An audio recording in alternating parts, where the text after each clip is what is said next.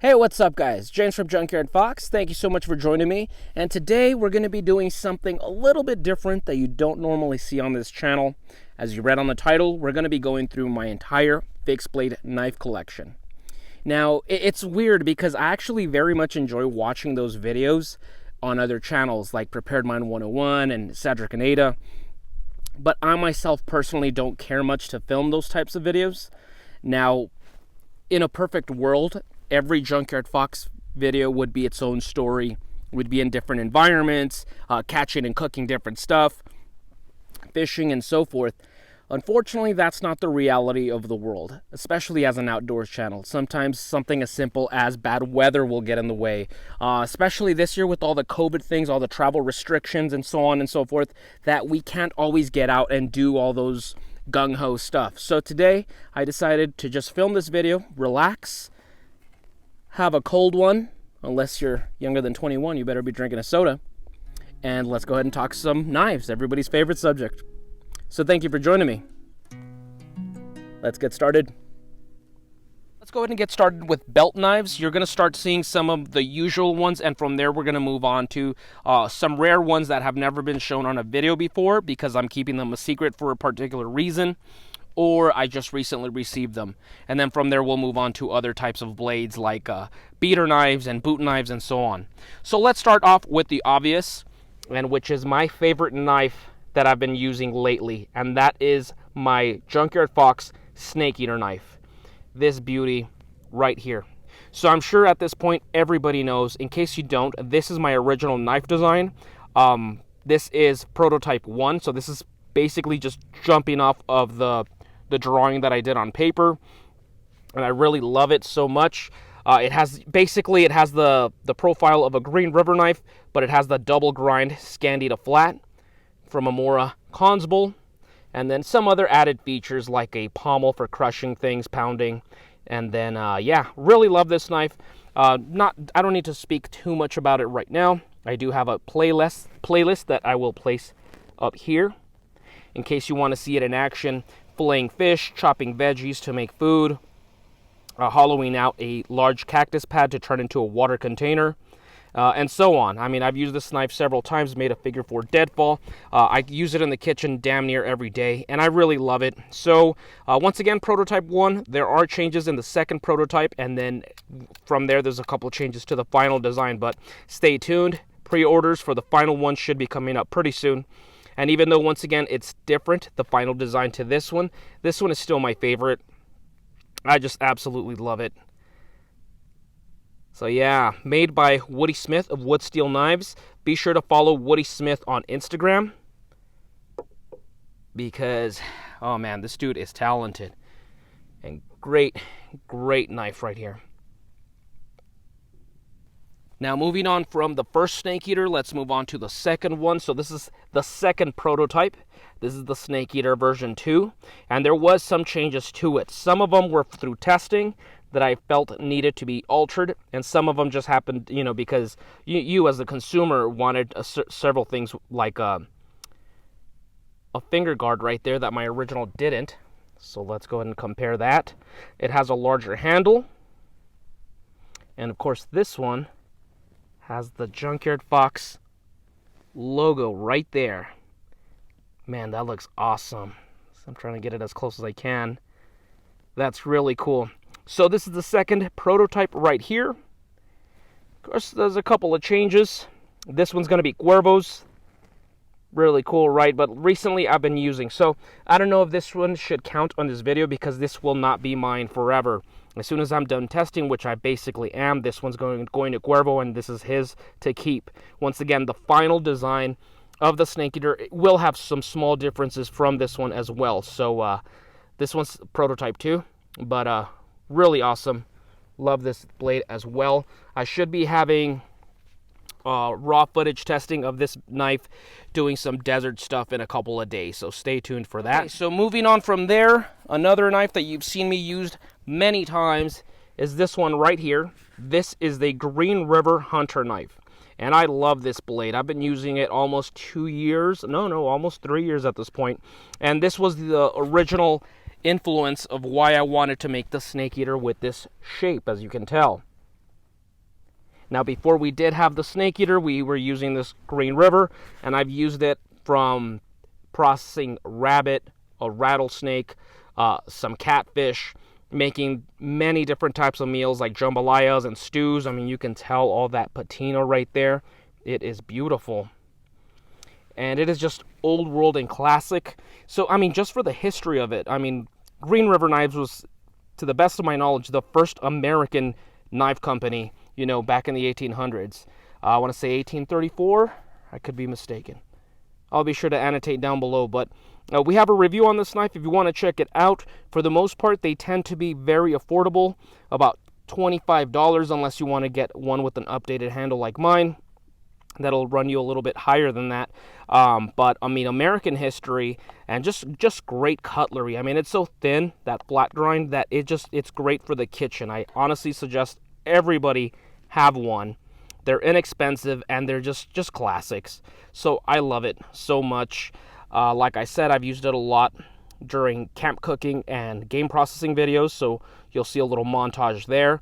It will also be used in a upcoming project. I'm not trying to let the cat out of the bag too much here, but I am planning to film a Cuervo Negro music video at some point, as soon as these COVID regulations kind of wind down a bit. But yeah, this knife will be featured in it, so that's cool. Okay, so up next is another famous knife that you've seen on this channel, and it's also a big influence to my snake eater design. And I'm talking about the Morakniv Kansbol. This knife, guys, I really love. I really love this blade. 10 out of 10 times I tend to choose this one over about 90% of the blades that I own. Even though this one's only 35 bucks, it's not the prettiest, it's not the fanciest, but I just enjoy using this one so much. Even knives that cost 10 times the amount that this one cost me, I love this one even more. When it comes to just getting down and dirty, the stainless steel 12C27 and then the rubber and plastic grips make it easy in terms of maintenance. You don't got to worry too much. I mean, squared spine for the 90 degrees. That flat grind up here, great for chopping up veggies and meat for cooking. And then this scanty right here, great for all those bushcraft type tasks. In fact, the most bushcraft type tasks that you've seen on this channel, I was using this blade, from carving a bow drill to carving a figure 4 deadfall trap, hollowing out a cactus container. What else? I've even used it for processing game such as carp. I have a review. I'll place it up here. And in that one, we chopped up some potatoes. We caught some trout and cooked them over. So we made basically a camping fish and chips. And this knife is just great for that. So in case anybody's ever asking me, what's the knife to get if I'm barely getting into bushcraft or prepping or hiking, whatever the case may be, this one's 35 bucks. It is worth its weight in gold. Even if you are a veteran, even if you've been doing this outdoor things and hunting and all that stuff for 35 years, try this knife out. You will not regret it. I damn consider this knife a near perfect knife. Really love it. So try it out. Also, I do have another orange version instead of the green-handled version. I have an orange one, brand new. Patreon, stay tuned. I will be giving that one away to one of you guys, so good luck. So up next is another well-known knife that I carry on me, but somehow I feel really bad for this one. I feel like I tend to neglect it a lot, at least on screen. And we're looking at my LT Wright Genesis in a flat grind. Now, if you know me, you know that I'm old school. I love the old school aesthetics. I love just the simplicity of things. So this is definitely aesthetically my style. I like a classic Kephart design, good old-fashioned flat grind for chopping up veggies or processing game. I tend to focus more on that than I do on, tactical things or chopping or bushcraft, whittling and all that. So very simplistic design, but it has been updated A2 steel, which is really cool. I really enjoy A2 steel. I really do enjoy a lot of patinas on my blades. Now, lighting is fighting me right now, but there is a good little patina on there. And like I've said before, I don't really use this blade a lot on screen, so it tends to be overlooked a lot in favor of other ones like the Green River, the Kansbol, the Snake Eater. But I do really use this knife a lot in real life. This is a constant everyday carry belt knife for me. Not every day, but more often than you would think. So at some point, I'll get around to reviewing it because I really love it. Now, I do have a ton of LT Wright Knives reviews, so be sure to check them out in my playlist for the knife reviews. Great blades. LT and his team over there in Ohio, they know what they're doing. They make some beautiful blades, just bringing up the technology in terms of the materials and all that, but, you know, that classic design. So I really love this knife. My little Cinderella in my knife collection. Does all the work, but gets very little recognition. We'll be changing that pretty soon. Okay, so while we're still on the subject of LT Wright knives, let's talk about the LT Wright GNS. This beauty right here.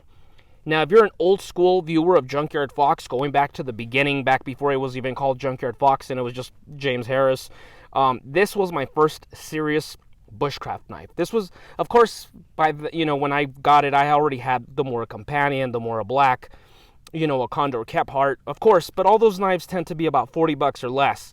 This was my first jump into actually getting something, handmade in the USA, $200, so now I'm spoiled and I have a lot of those knives, but at the time, that was a big step for me. Now, this is not the original one.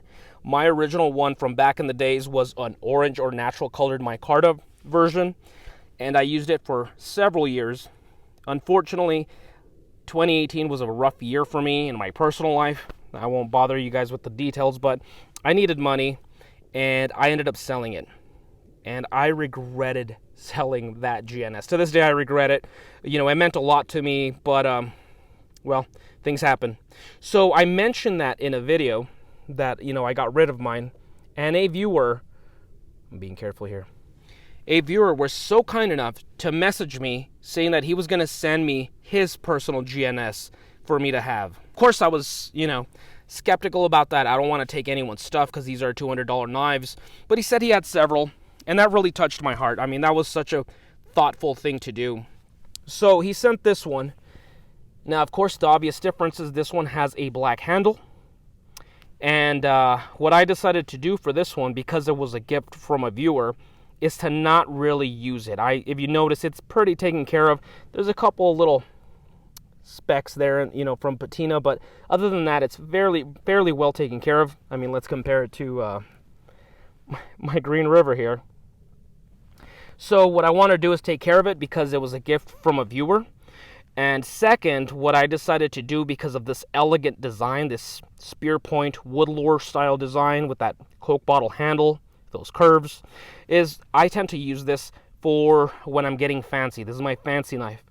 So a long time ago in a galaxy far, far away, before we had this whole COVID thing, you were able to go to bars and restaurants and, events, social events like weddings.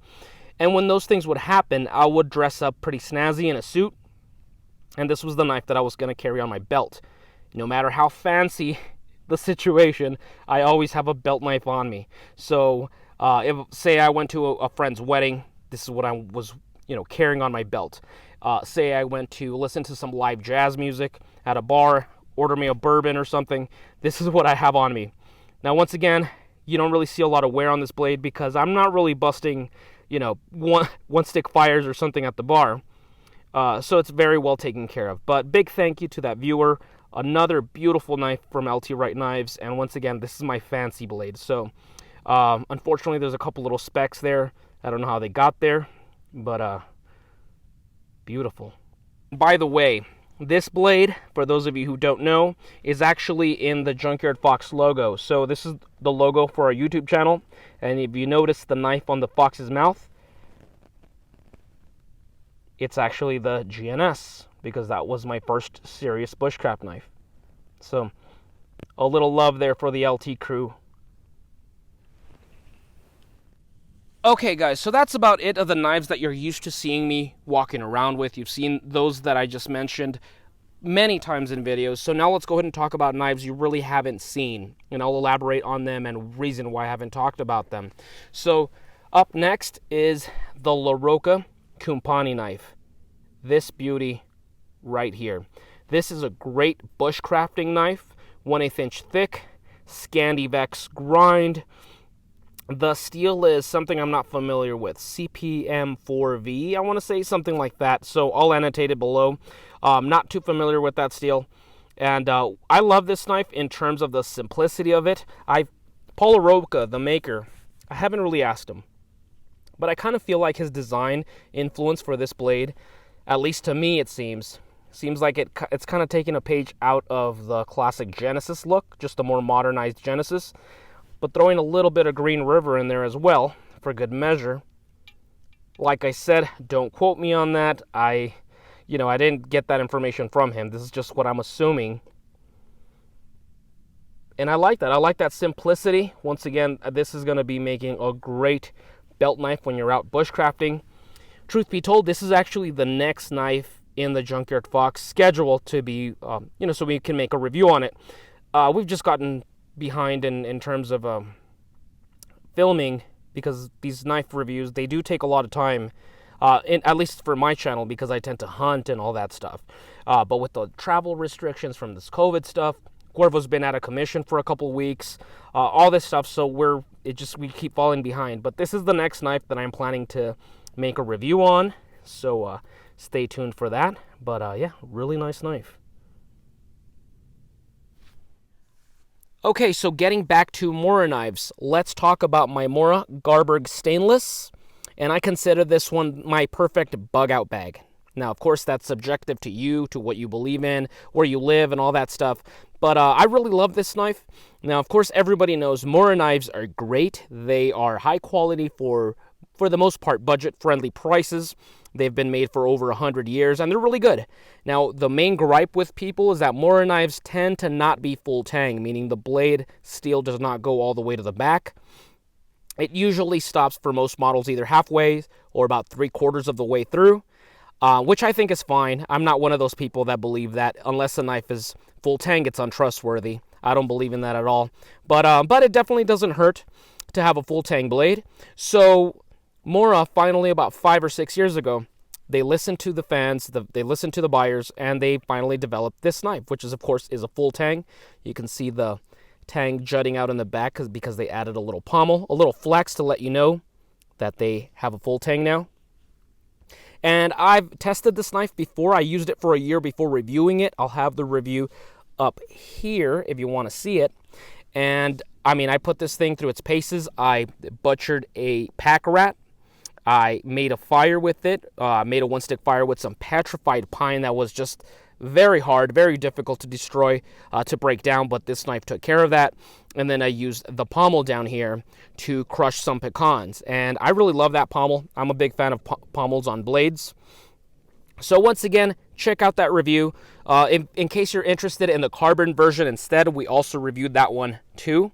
And that one is identical in everything, the shape of the blade, the shape of the handle, everything outside of the steel itself, which is high carbon. That one's a black one. I'm such a big fan that I ended up adding this one to my bug out bag. Now check out my bug out bag. It's designed for a desert environment, so it may be a little different from you if you're living in Ohio or Canada. But yeah, I chose this blade. Now this one's not my main usual go-to in terms of what I would carry with me every day, like say on my belt. You guys already know I tend to like thin blades, and this one's 1/8 inch thick, so it's not that thick.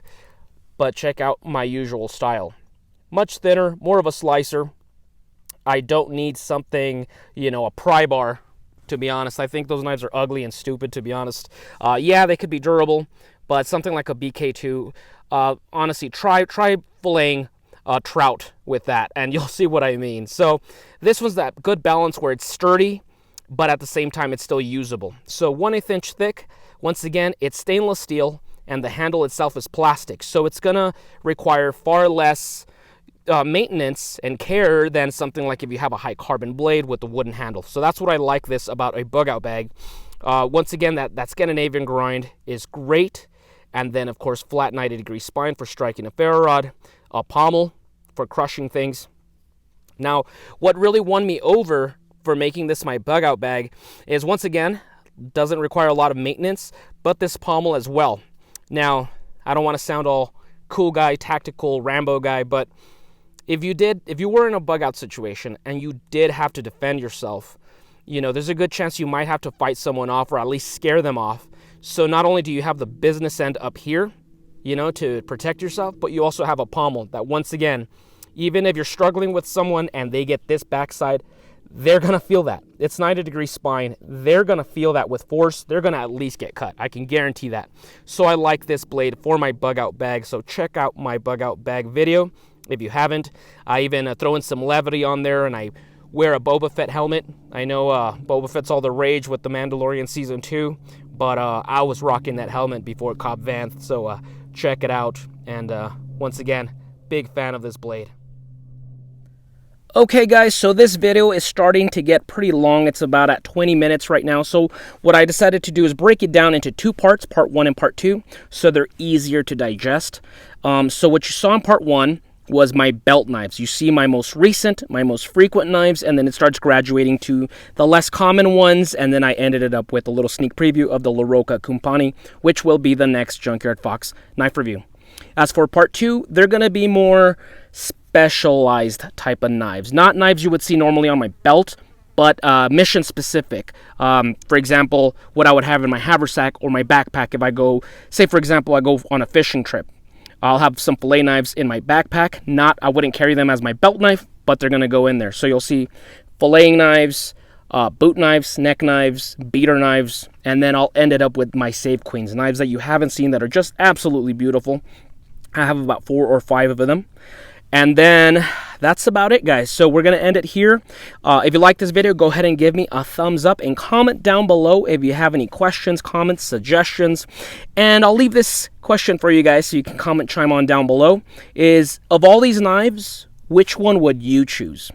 Or, if you've seen all our Junkyard Fox knife reviews, which one was your favorite and why? Some of my favorite videos we've ever made were knife reviews. They're really fun to make. And that's about it, guys. Oh, one last thing. If you saw any of these knives and you're interested in purchasing one, the holidays are just around the corner. My links are down below for my Amazon store for what I have available there, like the Garberg, the Green River, and so on. And not only would you get a cool knife from it, but it throws a couple cents our way to keep fueling Junkyard Fox adventures, guys. That really helps out a lot. I'm also a full-time content creator at this point, guys, so that puts groceries in my pantry. So I'm very grateful. Thank you so much, guys. I'll also have the links to, LT Wright Knives and Woody Smith Knives and all that. So thank you so much for watching. We'll see you guys next week. Now go outside and get your boots dirty.